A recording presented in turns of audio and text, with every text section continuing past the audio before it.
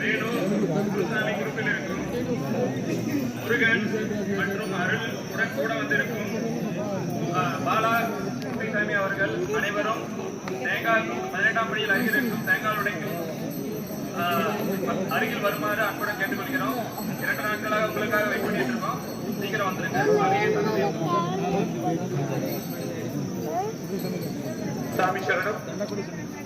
తెలంగాణ మెహబూబ్ నగరం నుంచి అయ్యప్ప భగవంతుడు దివ్య దర్శనం చేసి వచ్చిన డాక్టర్ హనుమంతరెడ్డి స్వామి, మీరిప్పుడు సన్నిధానం ప్రాంతంలో ఎక్కడ ఉన్నా దయచేసి సన్నిధానం కేంద్రం